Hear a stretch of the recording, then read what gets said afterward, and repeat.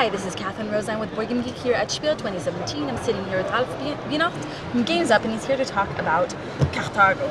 Carthago, right. Carthage, right? Yeah. So please tell me about the game. Yeah, okay. It's based on an older game called Carthago, which was designed by Bernd Eisenstein and Iron Games, and now we have a cooperation together. I'm Games Up. He's still involved in the game.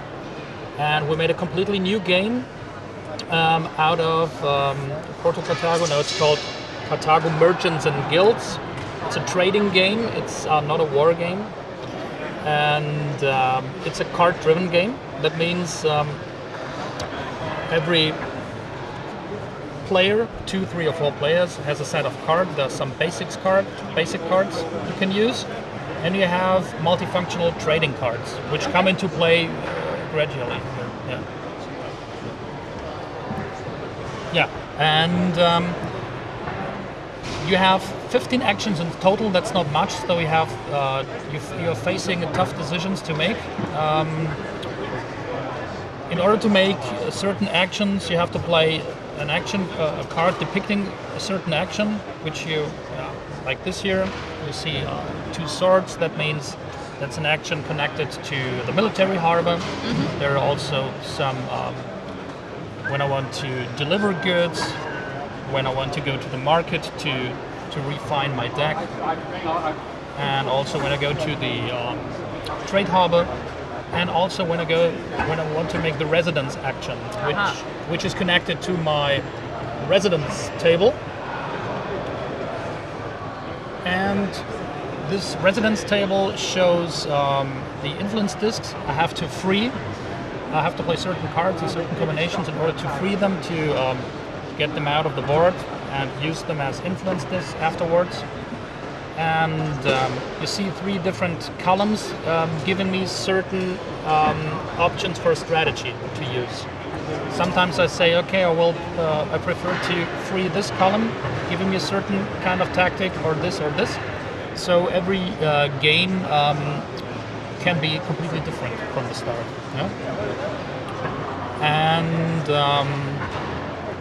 you not only have to deliver goods to the ships or in the trade harbor or in the military harbor, you also have to keep an eye on increasing your influence in the guild hall.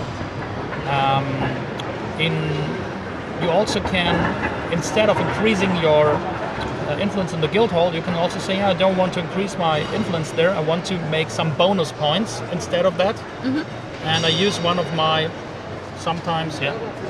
influence discs to play it on a bonus disc, hoping for several additional points in the end of the game. Mm-hmm. One of the special things about the game is not only the unusual artwork, I would say.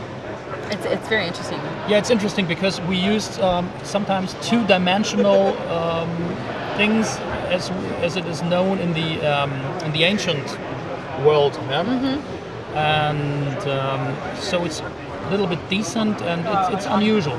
And the other thing is the scoring mechanism in the end. You need victory points like always. Yeah, of course.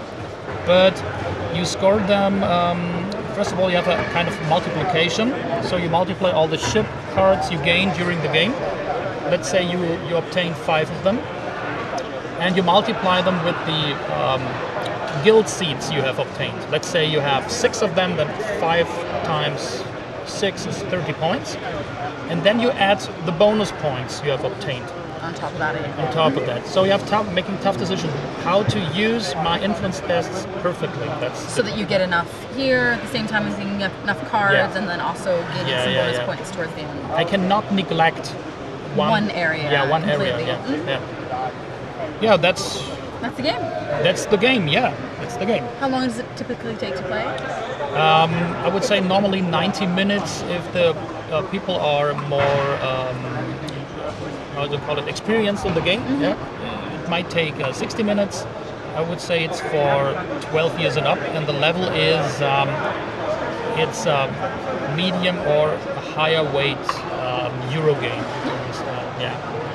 Yeah, that's it. Very nice. Thank you so much. That is Carthago, Merchants and Guilds from Games Up.